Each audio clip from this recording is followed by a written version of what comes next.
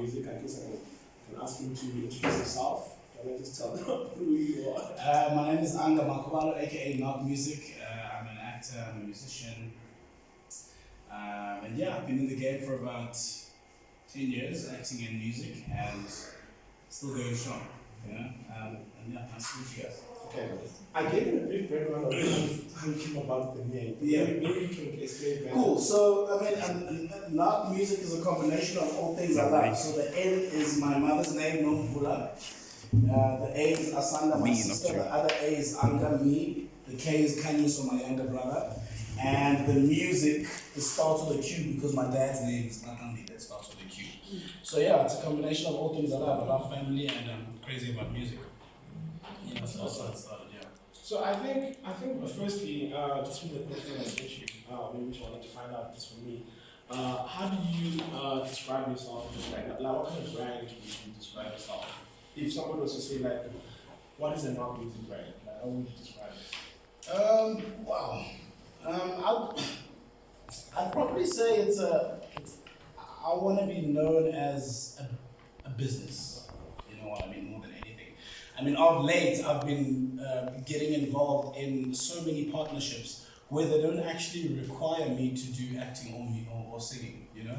I've recently just signed with BMW, I've recently just done something with Colgate, I've recently just signed a deal with Huawei, you know, and these people recognize what I do, right? But also the impact that the brand has just generally on society. So I would say it's more of a business than me being a musician and me just being an actor, you know? And yeah, that's how I describe it. Okay, cool. And then also, I think one thing we wanted to find is that obviously in terms of being such a saturated industry where this competition is crazy, like how do you find your competitive edge? Like how would you say is your unique selling point in terms of differentiating yourself from other? You know what? Even with acting and with music, I don't really try to be like anyone. Especially with the singing part, you know. I never reference a singer when I write a song or when I hear a beat. I mean, in fact, I think my style of music is not the typical style that everyone uses. You'll go to a music school or you'll go to a concert where everyone's prepping for an orchestra and everyone's got this certain way of singing, and when they ask me what harmony would I go with this, it's nothing that anyone was thinking of. You know, it's something completely different. So that's how I've stayed true to myself this entire time by not trying to be like anyone. You know, even with that, with acting, it's obviously a bit different because you draw inspiration from the way certain people play their characters. You know, so I sort of use that like as a second opinion. You know, for example, when I played some character on Broken Vows. Very cruel, narcissist guy, and I referenced Sean Penn in a movie called Dancer Squad. You know, I didn't act like Sean Penn, but I really liked some characteristics that he used with that character. So that's basically how I do it. But I do think that I'm very different, and that's what's worked for me all these years. Is that I'm not trying to be like anyone. I mean, I'm not good at vocal gymnastics. I'm not Chris Brown. I cannot sing like him. And my style has worked for me, and I've actually produced quite a lot of hits, staying true to myself. You know what I mean? I don't mind a challenge, you know, but even within that challenge, I will say that this is out of depth. I cannot do something of this nature. I was thinking something of this nature, you know, and that's what's worked for me. By the way, like we have students from it's filmmaking and performance writing and TV. Okay, cool. So you guys are like third year or something, right? Yeah. Okay, so you guys are much graduate. It's your last year? Yeah. I know when you mentioned the TV stuff, I was like, I think probably got TV people. Yeah. Alright, and then obviously with that being said, what would you say is your tagline? Okay, if you were to have a slogan for you on the brand. I actually do have one. Born to entertain, alive to make a difference, will die a legend. And that's just something I came up with a couple of years ago, and I thought this is Born to entertain, alive to make a difference, will die a legend. As a result, my album after this one was titled Born to Entertain. Oh yes. I was thinking that with each album that I release, I'll use each of the relevant tags, but it's not working with the direction that I want to take now. Okay, because I know like your next album you see you're gonna call it different. I'm calling it different, yeah. Yeah. So it's not really gonna work. But yeah, that's the tagline that that's the slogan that you're taking over as well. Yeah. Alright, cool. I think that's or for me that's ones that I had to play. I don't feel that was. But anyway, you remember the question I asked? Very related. You want to ask something? Okay, just Kind of your startup. So in terms of when you started your brand, was it while you were kind of already in the industry, or did you go into it with your brand already made? No. I went in 2010 I started, and how it started was I joined a record label called Vinyl Records that were based in Kempton Park. At the time, we were really hooked up with people that I looked up to. You know, they had access to DJ Fresh, Euphonic. They had albums out. You know, they had some of their songs in compilations that were out. So I thought this is the right association. I joined them, and really after a couple of months, after working on a couple of songs, I managed to make it into a couple of compilations. You know, which is exactly what I noticed about them, and they really did get me into that. A few months after that, I auditioned. A friend of mine that I was studying music with had started an agency and said there are auditions at Generations, and he's new and he doesn't have any clients, and he heard me once saying that I'd like to be part of Generations one day, so can I go for the audition? And I went for the audition. I didn't get that particular role of Nicholas. Yeah, that's the initial role that I auditioned for in Generations, and I came top 2, and they asked me to come through for some measurements, and this is because they couldn't get Tato out of the roadshow that he was doing, so I was the next best option. Eventually he got out and he managed to get the role in Generations, but they called me back saying that there's actually a character that's even more suited for you than the previous one, and that was the character of MJ. But where it started, I think when people started connecting the dots, you know, it was uncertain, because when I was in music videos I had a tattoo, but when I was on TV I had no tattoo because I was playing an 18-year-old.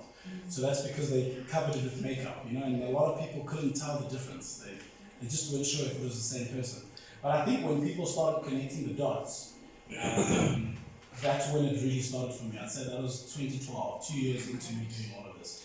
In terms of fame, I'd say people knew me. I mean, I'd go to a mall and people would lose their minds, you know? But in terms of being a solid brand, I don't think I was one at the time. But the minute people realized that, okay, this guy's not a one-hit wonder. He actually knows music, he actually does music. Okay, this guy's not only he wasn't only big for that character in Generations, he actually can play other characters. I think once people started getting that together, then my brand really started taking off. You know? So yeah, I wouldn't say it started off from the get-go. It definitely took some time. In fact, there were times where I was in the game 2 years in where I didn't have any money. Not even to get to Generations, I was just like broke. You know? Just that. Okay, let's go. It's like, so you basically are your brand, or have you found that you can separate yourself from your brand? I'm definitely my brand. So then, do you think that there's a lot of pressure? Because do you feel sometimes you have to like act more to your brand and say it's towards to yourself, or is your brand basically true to yourself, or you know? Like, yeah, man.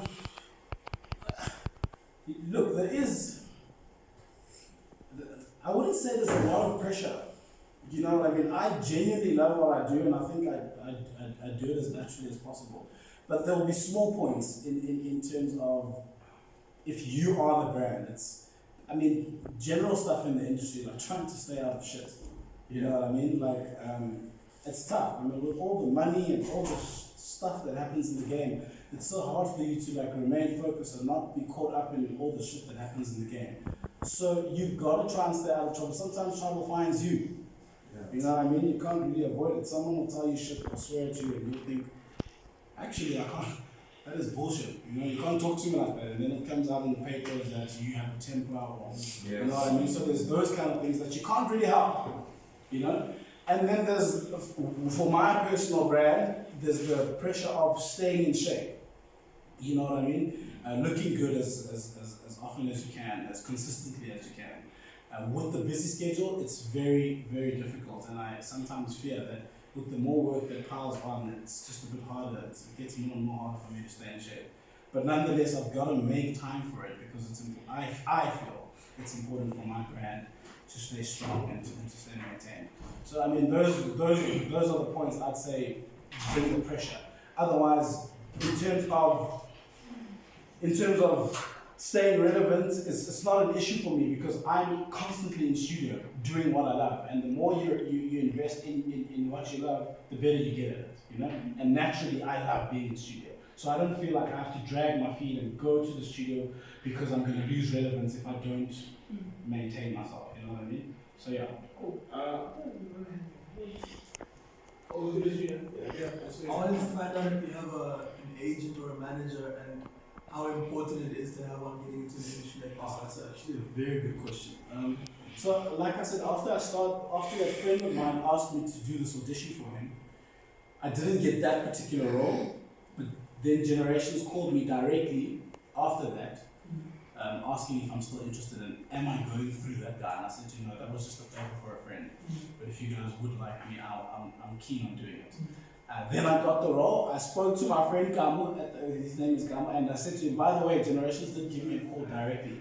Is there an issue because you're the one that linked me up with that first? And he said, no, there's absolutely no issue. My agent is up and running, I'm happy, I've got clients and I'm getting work. I said, great. Then I joined Generations without an agent, and every single character I've gotten, in fact, up to this present day, I've never had an agent. I've never had an agent, but I do think it's important. I think I was lucky in this case, in finding him and him plugging me into Generations, and Generations being a big show where people just call the casting director from Generations and say, can you please have the boy's number because we need him for something, you know? But I do think it's really, really important. And I still don't have an agent, but there are certain things you need an agent for. Like for 10 years, I've never had an endorsement. Right? I've never beeped on anyone's radar. You know what I mean? I've just been making money purely from music and acting and gigs. But there's a friend of mine called Leon who I worked with at Boss Models in 2009 who has he climbed his way up in the PR world. And he said, there's a friend of mine I used to work with 10 years ago. He's doing great. I think if I sign him onto my PR agency, get some stuff. And I've got an NPL, I've got an BMW, I've got an Colgate, I've got an Orbit, you know? So you do need some. Where can you find one? I mean, there are, it's not an easy thing actually finding the right agent because there are a lot of fly-by-night agencies here that promise you the world and give you nothing, you know? But ones that I could recommend are, there's an agency called Gano, there's MLA, and there's Trinity now, run by a friend of mine called Obey. And I know these agencies via me seeing on the call sheets at work and seeing how talented the people are that actually come from these respective agencies. Personally, I don't know anything about them because I've never had an agent. You know, but based on the talents that come out of them, I mean, I've worked on Igazi, Broken Vows, Generations, Isidingo, Ring of Lies, and the same type of agencies pop up, you know, so which gives me the idea that they probably are decent. So, yeah. With the entertainment industry constantly changing, would you think of rebranding, maybe, for example, 10 years from now, maybe 15 years from now, being that it changes a lot? Do you think that the image you have now is, as a brand, is something that you're going to keep until, or are you just going to? Yeah, I mean, I was just about to say I've chosen a really safe route, but I didn't choose it. It's just kind of happened this way, you know. With the acting part aside, honestly, I don't think there's anything that I need to change. It's about the role that you get and you executing the role in a certain way, right? So that's out of the way. In terms of, like I mentioned, build and health, this is how I'm always going to be. I want to stay healthy all the time. It's never a bad thing to look good. So that's not going to change. In terms of music, that sound changes all the time, and you've got to remain relevant. I mean, Tira started off with Durban Kwaito years ago. Then he went on to Chrome, and now he's on to Amapiano, or he's switching it up a bit. But that's DJ Tira. Like, DJ Tira is a DJ that really just hops on to whatever's relevant and makes it work, and he really stands behind it and he pushes it, you know what I mean? In terms of me, I'm a musician that studied music, you know what I mean? I did jazz, I did R&B, I did soul, I did house music because house was a really relevant genre at the time, and I was passionate about house. But should anything change, I can go back to exactly what I did. I did a song with Busi last year, which is really like what I studied in school, you know what I mean? It's like a really funky, soulful type of beat, which is really, Solo knows. He knows me obviously from way back, way before I even became anything in the game. And he knows I'm into all those kind of stuff. So if, like now, Amapiano, that's really not me. That's just a big hype that's going on. Whether it's going to last or not, I don't know. And if it does, great. But I just don't think it's my vibe. And when I create music, I create, I try to create timeless music. You know what I mean? A song that I released in 2011, I still hear when I walk into a club, and I still get the same reactions when I perform 10 years later because of how timeless the music is. It's not just a hit for the time. In fact, during Call Out, there are songs like Goze Goze that were out and stuff like that. I mean, good song, hit song, but is it timeless? You know what I mean? When you hear that song now, do you get the same thing? Or, you know what I mean? So that's what I try and do. I just try and make timeless music. Obviously, I'm biased because it's my music. But judging by the reactions that I get when I perform to this day, it looks like I'm on the right track. Cool. So, any question? How do you keep track of your social media presence? How do you like post every day? Do you have someone who posts for you, for instance? Do you post at the same time every day? Just like how do you go through branding yourself in social media context? Yeah, that's also a good question. You know, I wasn't into social media until about 4 years ago when my friend DJ Tira said, dude, you got an Instagram account, it's got like 3,700 followers. I'd never touched it, and he helped me get a password and I started with it. I didn't see the importance of it. In fact, I only started using my stories, my Insta stories, like a year and a half ago because I just felt there was no need for it, But as you go, you realize the importance of it, and now I try and post like once a day. I'm still not. I think the popularity of my brand is the reason I've got social media followers. It's not because I manage it in a certain way. I'm honestly horrible when it comes to that stuff. I mean, my friend always says you need to do photo shoots so that you have nice pictures on there, because people like that. And honestly, my fans don't fucking like that shit. You know what I mean? They don't. If I have a video shot by a professional camera guy and I post it there for Huawei, no one likes it because to them it just looks like a fucking ad. You know what I mean? But when I take my cell phone and I do selfies and shit, I get 85,000 views because people like their authentic nature. You know what I mean? And these are things that I'm learning. But I wouldn't say that I'm 100% into my social media and I've got someone that does it for me. And I'm getting work because of, I'm getting certain deals because of my social media following. And when I walk into these meetings, these people think that I've got a certain regime that I follow. And I just tell them, guys, there's no formula that I use here. Honestly, I just post every day. I post what I like. You know what I mean? And when I explain to them how it's going to work, I say to them, okay, this is not going to work. This is not going to work, this is not going to work, because like I said, my fans just like the authentic stuff. I posted the other day, for example, they wanted me to post something where I'm dancing. I said to them, that's not going to happen because I can't dance. Then they said, okay, cool, we've got a video where